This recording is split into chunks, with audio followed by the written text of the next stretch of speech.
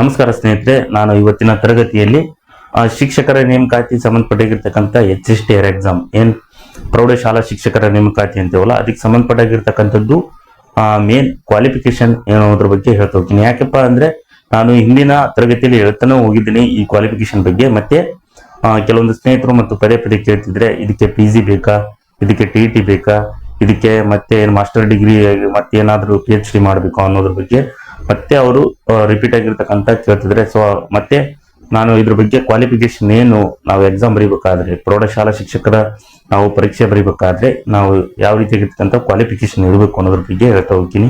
ನೋಡಿ, first HSTR exam ಅಂದ್ರೆ high school teacher recruitment ಅಂತ ಕರಿತೇವೆ.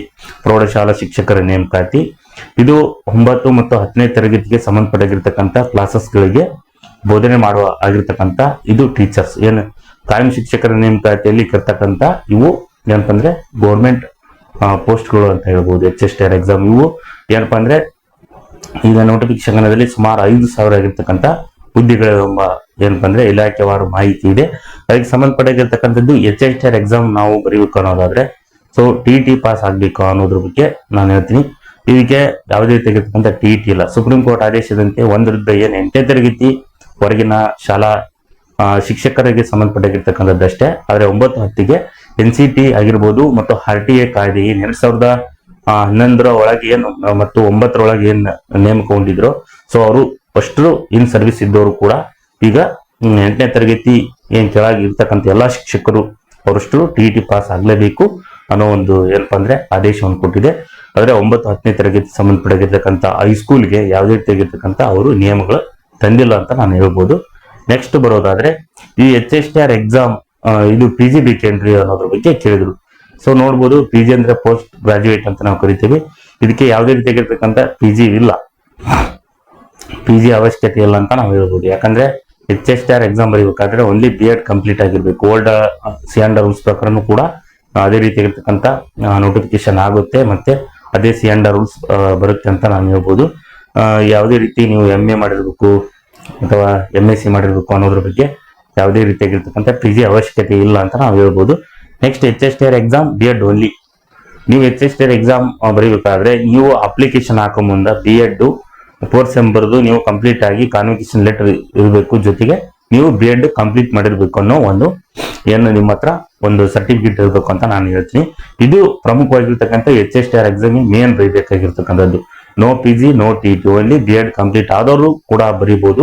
ಯಾವುದೇ ರೀತಿಯಾಗಿರ್ತಕ್ಕಂತಹ ಅದಕ್ಕೆ ಕಟ್ಟುಪಾಡಾಗಿರ್ತಕ್ಕಂಥ ಏನಂತ ಅರ್ಹತಾ ಪರೀಕ್ಷೆ ಇರುವುದಿಲ್ಲ ಅಂತ ನಾನು ಹೇಳ್ತೀನಿ. ಜೊತೆಗೆ ನಾನು ಉಳಿದೆ ನೀವು ವೇಟೇಜ್ ಅಂತ ಹೇಳ್ತಾ ಹೋಗಿದ್ದೀನಿ. ಈಗ ನೀವು ಬರ್ತಕ್ಕಂತಹ B.Ed ಮೇನ್ ಎಕ್ಸಾಮ್ ನಲ್ಲಿ CET 90% ಆಗಿರ್ತಕ್ಕಂಥ ವೇಟೇಜ್ ಅನ್ನು ಕೌಂಟ್ ಮಾಡ್ತಾರೆ. 10% ಡಿಗ್ರಿ ನೀವೇನು ಡಿಗ್ರಿ ಓದಿದ್ರೋ 10% ಅದಕ್ಕೆ ತಗೊಂತಾರೆ ಮತ್ತು B.Ed 2% ತಗೊಂತಾರೆ. ಅಂದ್ರೆ 10% B.Ed ಮತ್ತು ಡಿಗ್ರಿಗೆ ಸಂಬಂಧಪಟ್ಟಿರ್ತಕ್ಕಂಥದ್ದಾದ್ರೆ ಸೊ 90% ಎಷ್ಟಪ್ಪ ಅಂದ್ರೆ ನೀವು ಬರ್ತಕ್ಕಂತಹ ಮೇನ್ CET ಅನ್ನು ತೆಗೆದುಕೊಳ್ತಾರೆ ಅನ್ನೋದು ಹೇಳ್ಬೇಕು. ಸೊ ನೀವು ಹೈಯೆಸ್ಟ್ ಕಾಂಪಿಟೇಷನ್ ಮಾಡ್ಬೇಕಾಗಿರೋದು ಮೇನ್ CET. ಆಲ್ರೆಡಿ ನೀವು ಡಿಗ್ರಿ B.Ed ಮುಗಿಸಿದ್ರ, ಸೊ ಈಗ ಸೆಕೆಂಡ್ ಇದ್ದವರು ಮುಗಿಸೋ ಹಂತದಲ್ಲಿ ಕೂಡ ಇದ್ದೀರಾ. ಅವ್ರಿಗೆ ಏನಪ್ಪಾ ಅನ್ನೋದಾದ್ರೆ ನೀವು CET ಕಡೆ ಏನಂತಂದ್ರೆ ಫೋಕಸ್ ಮಾಡ್ಬೇಕು. ಏನ್ ಪೇಪರ್ 1 ಪೇಪರ್ 2 ಇರುತ್ತಲ್ಲ, ಪೇಪರ್ 1 ಇಲ್ಲಿ ಬರ್ತಕ್ಕಂಥದ್ದು ಎಜುಕೇಶನ್ ಸೈಕಾಲಜಿ ಆಗಿರ್ಬೋದು.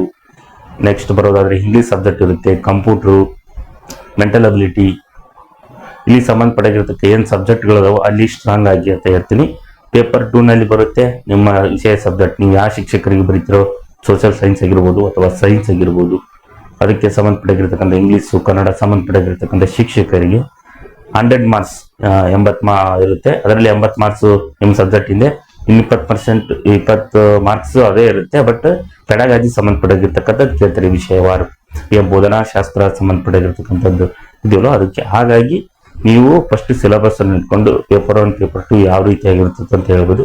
ಮತ್ತೆ ನಾನು ನೋಡ್ಬೋದು HSTR ಎಕ್ಸಾಮ್ ಯಾವ ರೀತಿ ಪ್ಯಾಟರ್ನ್ ಇರುತ್ತೆ ಅನ್ನೋದ್ರ ಬಗ್ಗೆ ನಾನು ಹೇಳ್ತಾ ಹೋಗಿದ್ದೀನಿ. ಹೆಂಗೆ ಇರುತ್ತಪ್ಪ ಅನ್ನೋದಾದ್ರೆ ಎಲ್ಲವೂ MCQ ಆಧಾರಿತವಾಗಿ ಇರುತ್ತೆ. ಯಾವುದೇ ರೀತಿಯಾಗಿರ್ತಕ್ಕಂಥ ಎಕ್ಸ್ಪ್ಲನೇಷನ್ ಇರೋದಿಲ್ಲ, ಓನ್ಲಿ MCQ. ಪೇಪರ್ 1 ಕೂಡ 100 ಮಾರ್ಕ್ಸ್, ಪೇಪರ್ 2 100 ಮಾರ್ಕ್ಸ್, ಎರಡು 100 ಮಾರ್ಕ್ಸ್ಗೆ ಏನಪ್ಪಾ ಅಂದ್ರೆ MCQ ಆಧಾರಿತವಾಗಿ ಇರುತ್ತೆ. ಯಾವುದೇ ರೀತಿಯಾಗಿರ್ತಕ್ಕಂಥ ಎಕ್ಸ್ಪ್ಲನೇಷನ್ ಇರುವುದಿಲ್ಲ. ಏನ್ ವಿವರಣೆ ಕೊಟ್ಟು ಎಕ್ಸಾಮ್ ಬರೀಬೇಕು.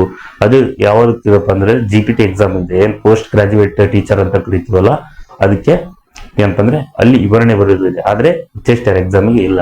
MCQ ಆಧಾರಿತ ಮಲ್ಟಿಪಲ್ ಚಾಯ್ಸ್ ಕ್ವಶನ್ ಅಂತ ನಾವು ಕರಿತೇವಲ್ಲ, ಅದು 200 ಮಾರ್ಕ್ಸ್ಗೆ ನೀವು ಎಷ್ಟು ತಗೊಂತೀರೋ ಅನ್ನೋದ್ರ ಮೇಲೆ 90% ಕ್ಯಾಲ್ಕುಲೇಟ್ ಮಾಡ್ತಾರೆ. ನೀವು 200 ಮಾರ್ಕ್ಸ್ಗೆ ನೀವು 150 ತಗೊಂತಿರೋ, 140 ತಗೊಂತಿರೋ, 100 ತಗೊಂತಿರೋ, ಅದನ್ನ 90% ಮಾಡಿದ್ರೆ ನಿಮ್ಮ ಪರ್ಸೆಂಟೇಜ್ ಕೌಂಟ್ ಆಗುತ್ತೆ.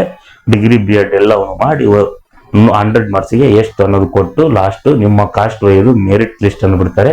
ಅದರಲ್ಲಿ ನೀವು ಸೆಲೆಕ್ಷನ್ ಆಗ್ಬೋದು ಅಂತ ನಾನು ಹೇಳ್ತೀನಿ. ಸೊ ಇದು HSTR ಎಕ್ಸಾಮ್ ಇರ್ತಕ್ಕಂಥ ನೀವು ಕೆಲವೊಂದು ನಾನು ಏನಪ್ಪಾ ಅಂದ್ರೆ ಈಗ ದಿನ ಹೇಳೋ ಇದರಲ್ಲಿ ಕೆಲವೊಂದು ಅಪ್ಡೇಟ್ ಮಾಡ್ತಾ ಹೋಗಿದ್ದೀನಿ. ಈಗ PG ಬಗ್ಗೆನ ಹೇಳಿರಲ್ಲ, PG ಬಗ್ಗೆ ಹೇಳ್ತೀನಿ. ಈಗ TET ಎಲ್ಲ ಅಂತ ನಾನು ಹೇಳ್ತಾ ಹೋಗಿದ್ದೀನಿ. ಅದಕ್ಕೆ ಏನ್ ಬೇಕು, ಒಂದು BEd ಬೇಕಂತ ಹೇಳಿದ್ದೀನಿ. ವೇಟೇಜ್ ಲಿಸ್ಟ್ ಕೂಡ ಪ್ರತಿಯೊಂದು ವಿಡಿಯೋದಲ್ಲೂ ಕೂಡ ಹೇಳ್ತಾ ಹೋಗಿದ್ದೀನಿ. ಹಾಗಾಗಿ ನೋಡ್ಬೋದು, ಇದು HSTR ಎಕ್ಸಾಮ್ಗೆ ಸಂಬಂಧಪಟ್ಟಾಗಿರ್ತಕ್ಕಂಥ ನಾನು ಎಲ್ಲಾ ಮಾಹಿತಿನೂ ಕೂಡ ಹೇಳ್ತಾ ಹೋಗಿದ್ದೀನಿ. ಹಾಗಾಗಿ ಯಾರ್ಯಾರು ಶಿಕ್ಷಕರ ನೇಮಕಾತಿಗೆ ಎಲ್ಲ ಏನು ಓದ್ತಿದ್ರು ಎಲ್ಲ ಸ್ನೇಹಿತರು, ಯಾರ್ಯಾರು ಹೊಸದಾಗಿ ನೋಡ್ತಿದ್ರು ಎಲ್ಲರೂ ಈ ಚಾನಲ್ ಅನ್ನು ಸಬ್ಸ್ಕ್ರೈಬ್ ಮಾಡಿ, ಜೊತೆಗೆ ಲೈಕ್ ಅಂಡ್ ಕಾಮೆಂಟ್ ಮಾಡಿ. ಯಾಕಂದ್ರೆ ಇದಕ್ಕೆ ಸಂಬಂಧಪಟ್ಟಿರ್ತಕ್ಕಂಥ ಎನಿ ಅಪ್ಡೇಟ್ ಸಿಕ್ಕರು ನಾನು ಅಪ್ಲೋಡ್ ಮಾಡ್ತಾ ಹೋಗ್ತೀನಿ ಅಂತ ಹೇಳ್ಬೋದು. ಮತ್ತೆ ಇದಕ್ಕೆ ಸಂಬಂಧಪಟ್ಟಿರ್ತಕ್ಕಂಥ ಉಚಿತ ಕ್ಲಾಸಸ್ ಕೂಡ ನಾವು ಮಾಡ್ತಾ ಹೋಗಿದ್ದೀವಿ. ಜೊತೆಗೆ ಏನು PU ಲೆಕ್ಚರ್ಸ್ ಓದ್ತಿದ್ರು ಅವ್ರಿಗೂ ಕೂಡ ಇದು ಹೆಲ್ಪ್ ಆಗುತ್ತೆ ಅಂತ ಹೇಳ್ಬೋದು. ಯಾಕಂದ್ರೆ PU ಲೆಕ್ಚರ್ಸ್ ಮುಗಿಸಿದವರು BEd ಆಲ್ರೆಡಿ PG ಮಾಡಿರ್ತಾರೆ, ಸೊ ಅವರಿಗೆ ನಾಲೆಡ್ಜ್ ಇರುತ್ತೆ. ಸೊ HSTR ಎಕ್ಸಾಮ್ಗೆ ಅವರು ಅಪ್ಲಿಕೇಶನ್ ಹಾಕ್ತಾರೆ ಅಂತ ಹೇಳ್ಬೋದು. ಅದಕ್ಕೆ ಕಾಂಪಿಟೇಷನ್ ಹೆಚ್ಚಿಗೆ ಆಗುತ್ತೆ. ಸೊ ಇದಕ್ಕೂ ಕಾಂಪಿಟೇಷನ್ ಮಾಡ್ತಾರೆ, ಅವರು ಕೂಡ ಇದನ್ನ ಕ್ಲಾಸಸ್ ಕೂಡ ನೋಡ್ಬೋದು ಅಂತ ಹೇಳಿ ನಾನು ಮುಂದಿನ ತರಗತಿಯಲ್ಲಿ ಇದಕ್ಕೆ ಸಂಬಂಧಪಟ್ಟಾಗಿರ್ತಕ್ಕಂಥ ಏನಾದರೂ ಅಪ್ಡೇಟ್ ಸಿಕ್ಕರೆ ನೇಮಕಾತಿ ಬಗ್ಗೆ ನಾನು ಅಪ್ಲೋಡ್ ಮಾಡ್ತಾ ಹೋಗ್ತೀನಿ ಅಂತ ಹೇಳಿ ನಾನು ಮುಂದಿನ ತರಗತಿಯಲ್ಲಿ ಸಿಗ್ತೀನಿ. ಎಲ್ಲರಿಗೂ ಧನ್ಯವಾದಗಳು.